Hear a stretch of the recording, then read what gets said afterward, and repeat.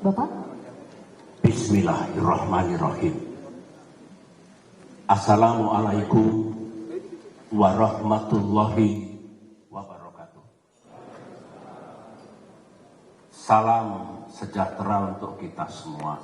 Shalom, Om Swastiastu, Namo Buddhaya, salam kebajikan. Yang saya cintai, sahabat saya, kawan seperjuangan, Bapak Muhammad Yusuf Kalla,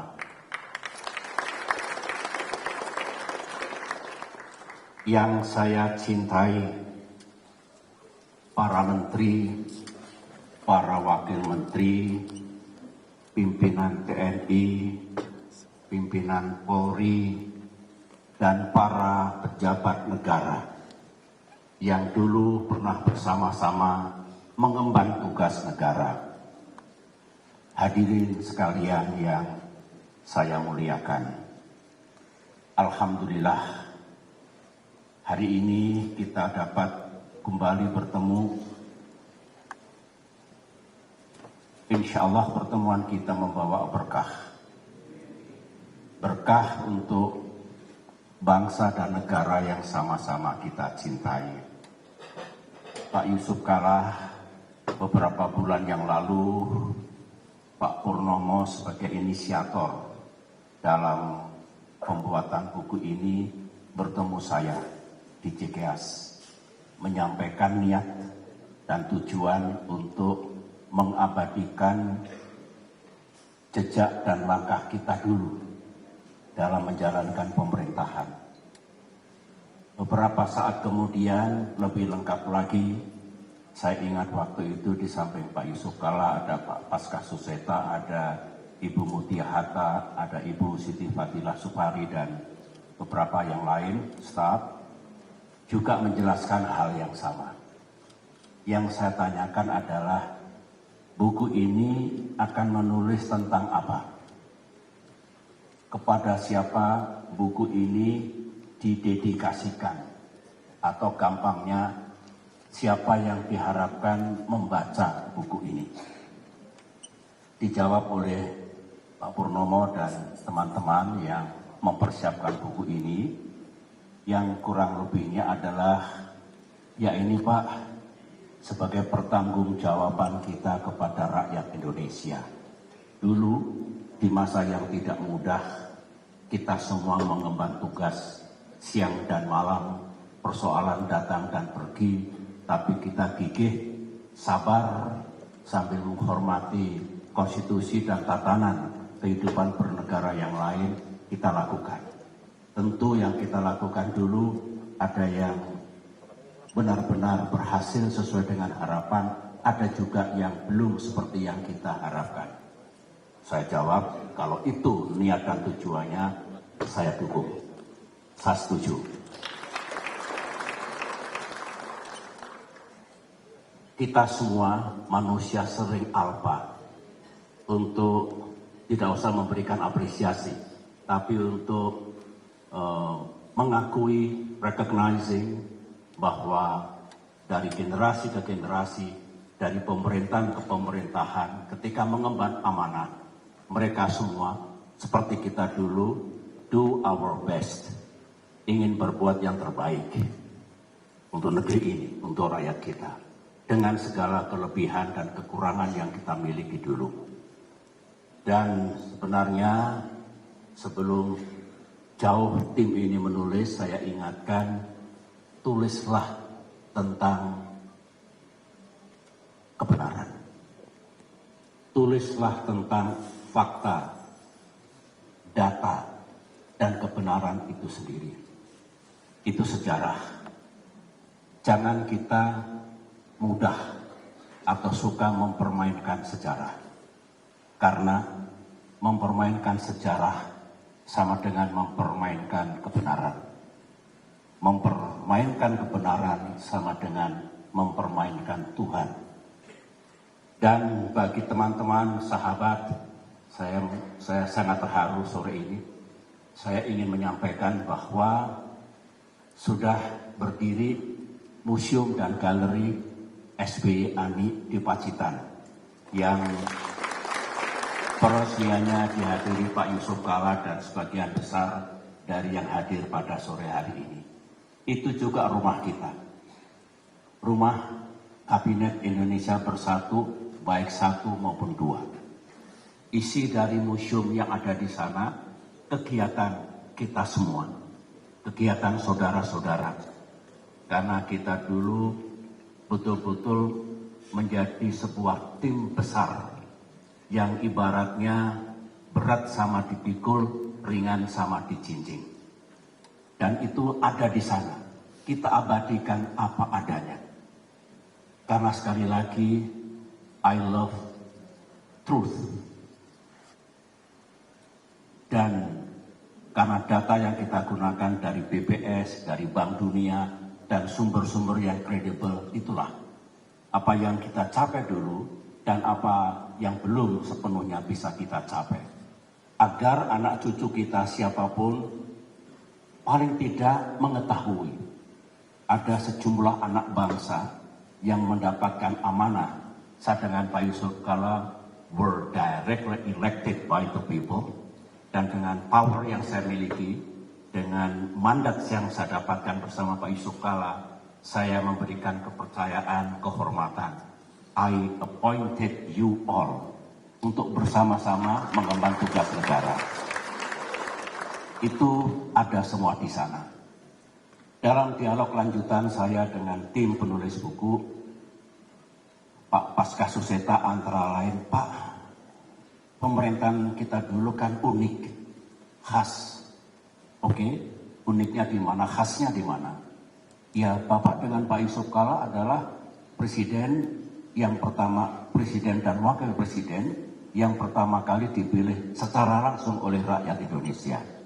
Saya bilang oke, itu achievement dari bangsa Indonesia setelah berjuang sekian lama untuk membangun demokrasi yang baik dan benar, termasuk election yang free and fair.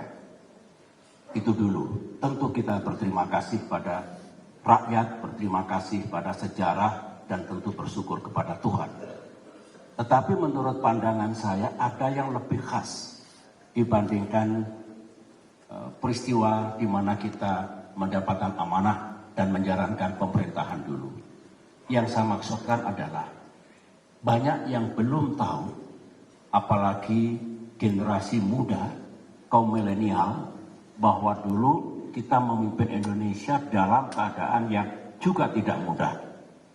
Saya sering mendapatkan atau menerima atau mendengar statement, kalau zaman SBY dulu tidak ada persoalan yang berat. Kalau sekarang, waktu itu ucapannya, ada COVID-19. Ekonomi berat sekali. Saya setuju bahwa COVID-19 kemarin itu satu tragedi besar di seluruh dunia, termasuk Indonesia. Ekonomi kita juga terpukul dengan hebatnya. Tetapi yang tidak benar adalah kalau era kita dulu dianggap tidak ada permasalahan. Saya kira masih ingat tadi berapa menit? Nah, itu hanya 5 menit padahal bisa ditayangkan 2-3 jam kalau mau lengkap semua apa yang kita hadapi dulu dan apa yang kita laksanakan dulu. Tetapi begini, just to remind you all, sambil mengenang, sambil nostalgia, kita baru 100 hari menjalankan program 100 hari saya dengan Pak JK, tiba-tiba tsunami datang. Itu bencana alam terdahsyat di dunia di awal abad 21. Setelah itu masih ada gempa bumi Jogja, gempa bumi di Sumatera Barat, dan di tempat-tempat yang lain. Dari segi natural disasters, tentu mengganggu pemerintahan menyedot banyak sekali anggaran keuangan yang kita miliki. Kemudian baru saja duduk di pemerintahan, harga minyak bumi meroket, skyrocketing, tertinggi tahun 2004, kemudian 2008, terulang kembali 2013. Era 10 tahun itu memang sekarang ini tidak setinggi itu. Sehingga dulu saya dengan Pak JK dan teman-teman, we had to make very painful, difficult decision. Mengapa? Karena menaikkan harga BBM 140%. The highest ever in our history.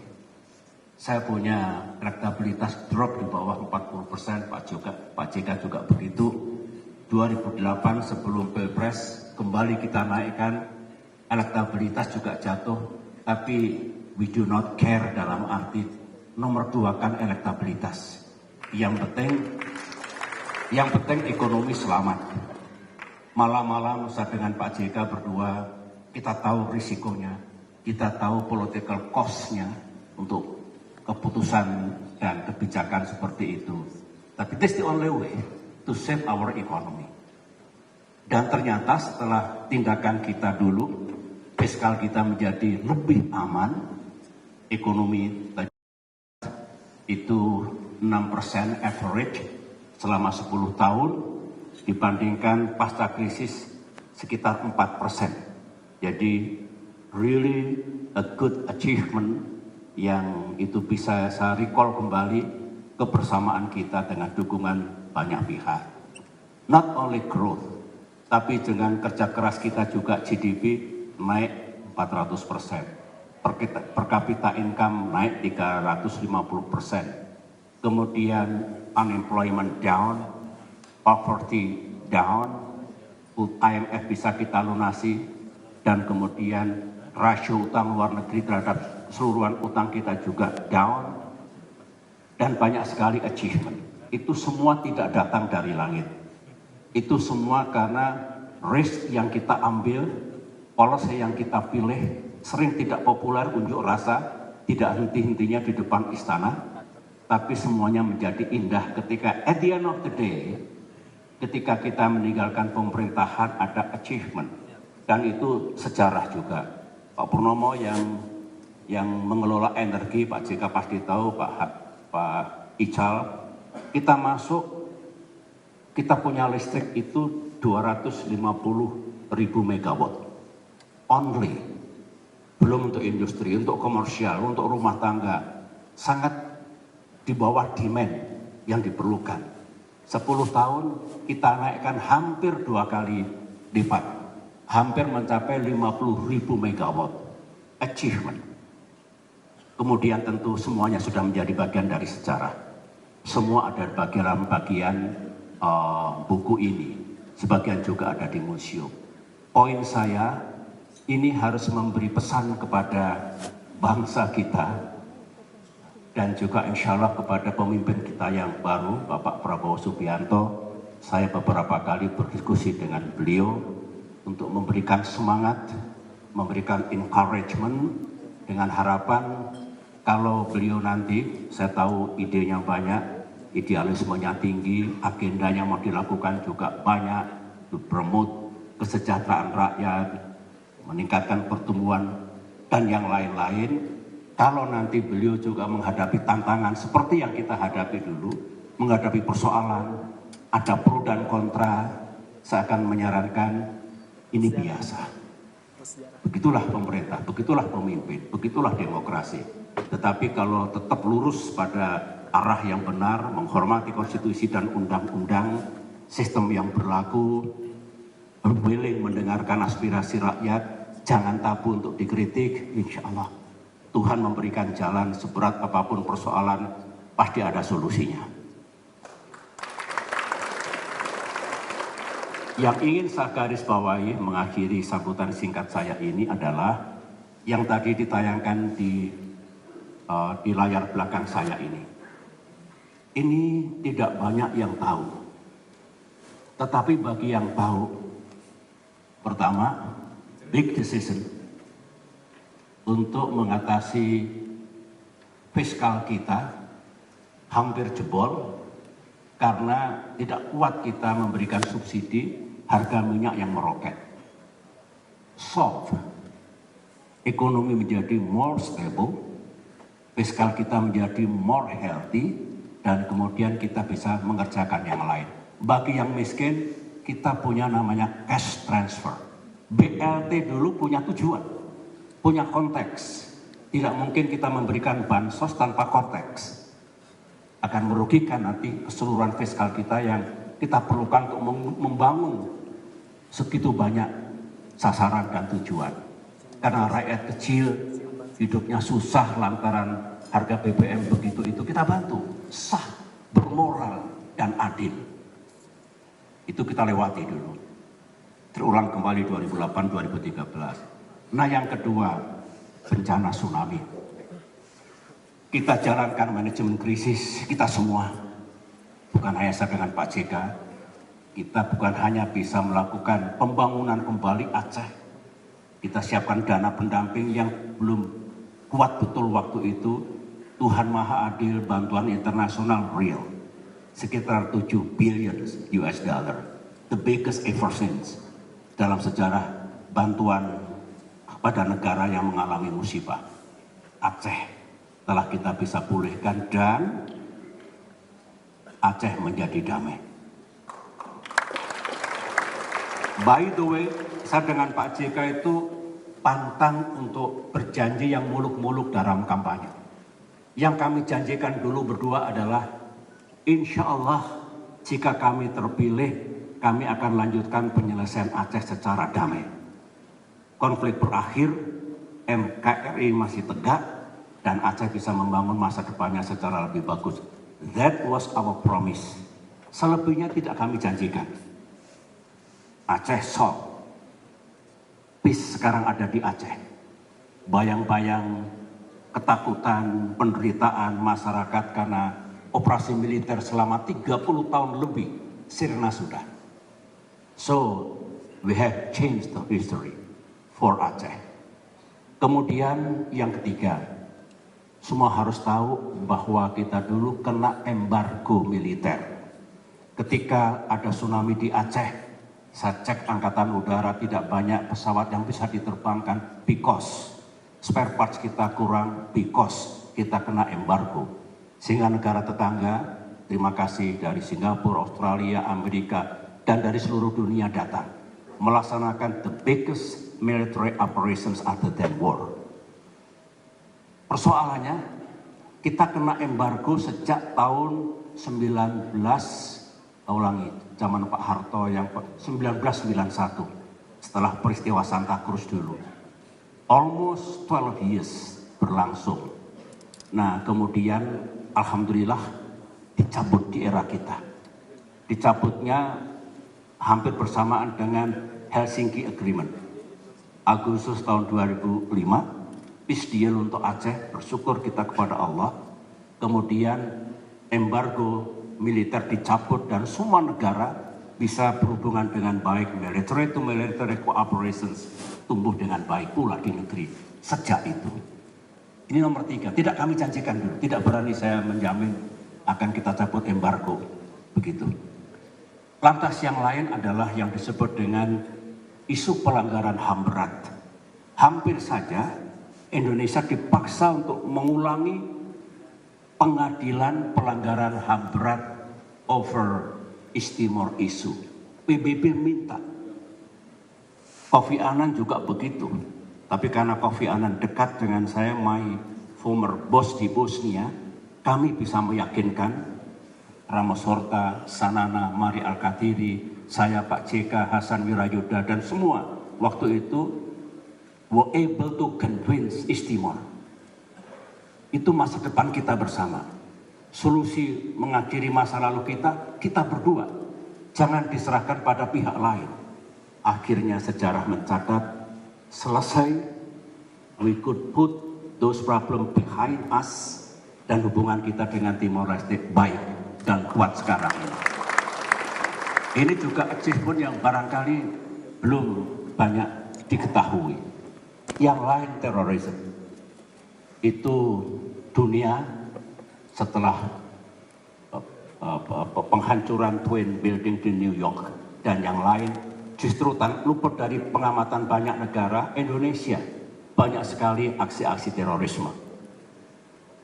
Kita bekerja siang dan malam. Ini mantan Kapolri banyak di sini. Kadang-kadang untuk kerahasiaan harus bertemu, melipir dengan saya agar ada secrecy.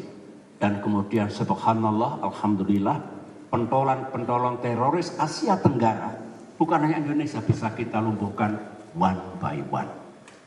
Sehingga Pak Jokowi memulai pemerintahan beliau dengan kondisi yang really better.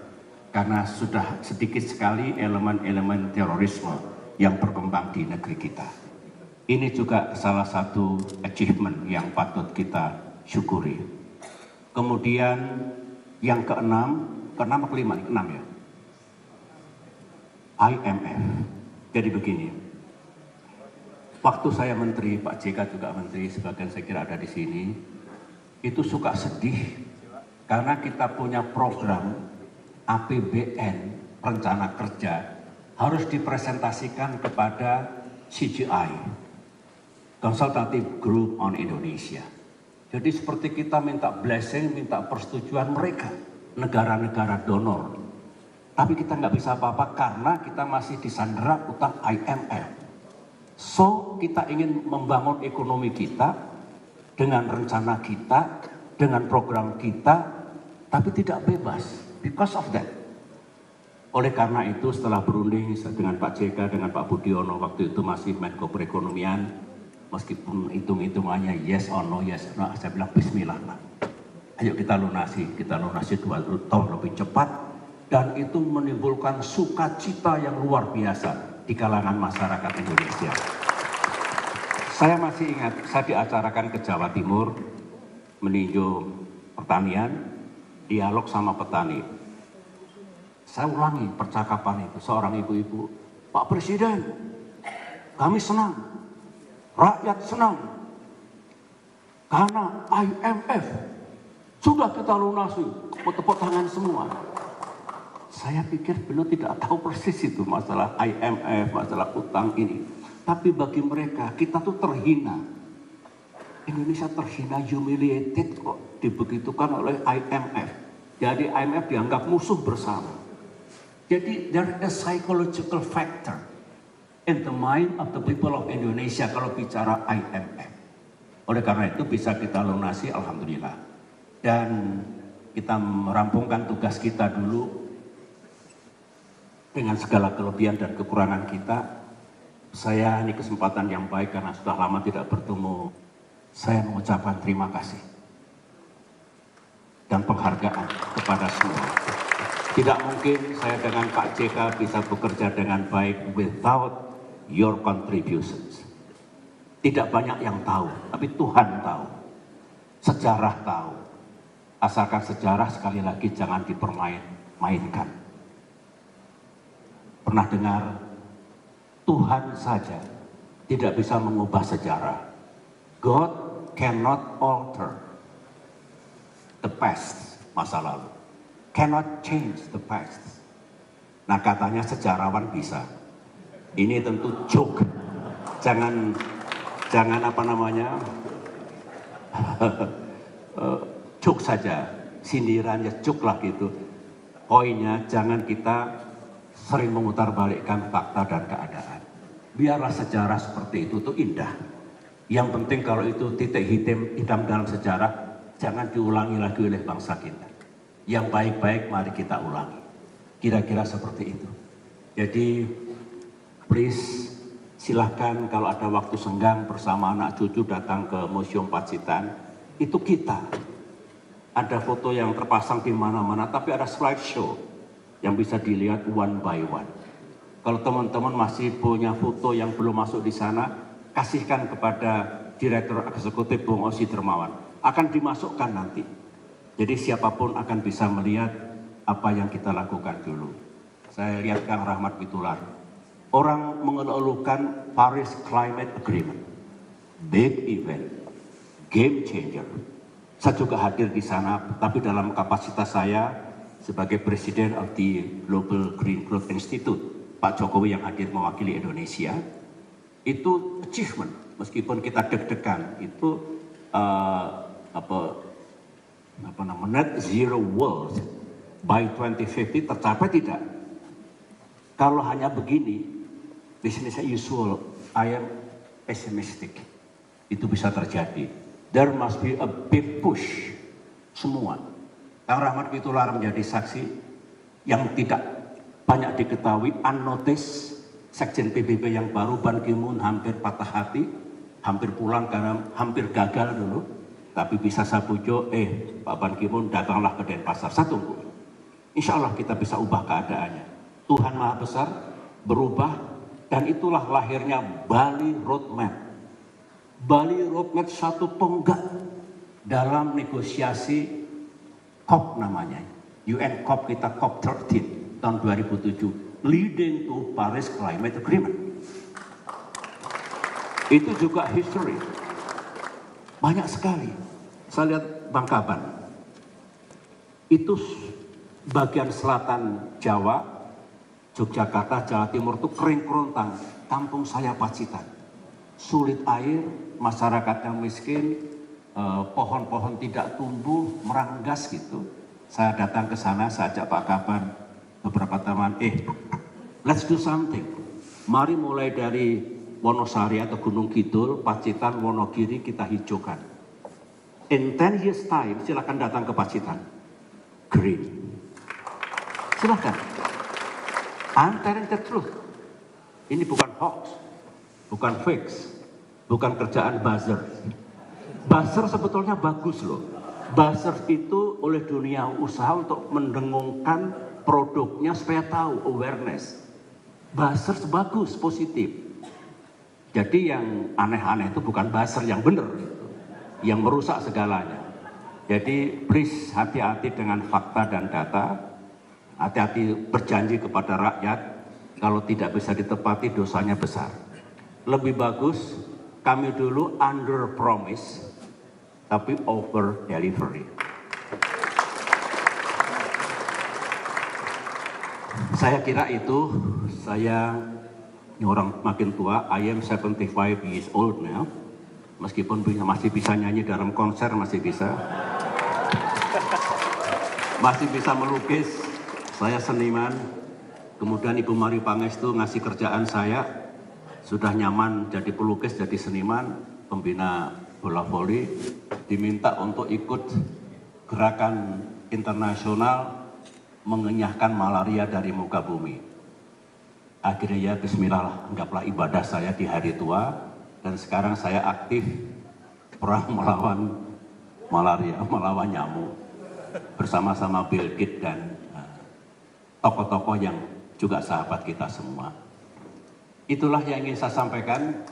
Banyak kalau saya lihat satu persatu memori kerja. Tadi ketemu Pak Samsir Siregar, Pak Samsir, Bang Samsir, Bapak harus bangga karena waktu menjadi ketua BIN urusannya urusan negara. Musuh yang dilihat, dideteksi, diinteli musuh negara, bukan lawan politik. Ini penting. I have to say that. Jadi menurut saya itu great achievement. Tentu banyak kekurangan kita, ada kelemahan kita, ada beberapa hal yang tidak bisa kita lakukan, tetapi kita tidak berselingkuh kepada sistem, kepada konstitusi, kepada hal-hal yang patut dipedomani dalam kehidupan bernegara. Inilah pandangan saya, apa adanya, karena kita sangat mencintai negeri ini, kita semua merah putih. Jangan ragukan, oleh karena itu kita punya hak untuk menyampaikan pendapat dan mendoakan. Tentu siapapun yang menjadi presiden, pemilu menakdirkan Pak Prabowo, saya akan mendukung beliau supaya sukses. Kalau sukses rakyatnya senang, nama Indonesia bagus. Itulah yang ingin saya sampaikan. Terakhir, marilah kita jaga persahabatan. Perbedaan posisi politik jangan membuat kita jauh satu sama lain. Sebelum lupa ada Pak Samsul Ma'arif, Panglima BNPB dulu, kemana-mana. banyak yang kita capai. Pesan terakhir saya sebelum ditutup acara ini, kita berbeda posisi politik, berbeda partai politik, but remember, country over party. Letakkan negara di atas partai politik. Loyalty to our party ends when loyalty to our country begins. Kebersamaan kita seperti ini, our solidarity, our brotherhood, harus diletakkan di atas politik. Brotherhood over politics. Insya Allah bisa. Terima kasih. Terima kasih. Assalamualaikum warahmatullahi wabarakatuh.